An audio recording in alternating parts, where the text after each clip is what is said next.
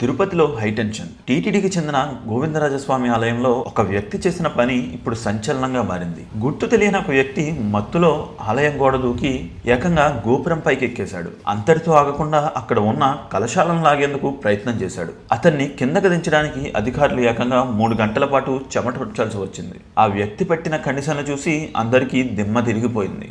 అసలు గోపురం ఎక్కి ఫుల్ బాటిల్ ఇస్తేనే గానీ దిగనన్నావంట కదా, ఎందుకు అలా చేశావని రిపోర్టర్ అడిగితే అతనిచ్చిన సమాధానం ఏంటో మీరు కూడా చూసేయండి. ఫుల్ ఇస్తే కానీ దిగనన్నావంట. ఫుల్ గా సార్ 90 మంది అడిగినా ఫుల్ గా 90 మంది అడిగినావా? దేవుడి పైకి ఎక్కడం కరెక్ట్ కాదు కదా, తప్పే అని చెప్పి సార్. తప్ప కదా, తప్పుకున్నట్టే కదా, తప్పుకున్నట్టే. ఆ టెక్నిక్ కరెక్ట్ కాదు కదా, కాదు రే, తప్పుకున్నాడు కదా. ఎక్కువ స్టార్ట్ చేయి.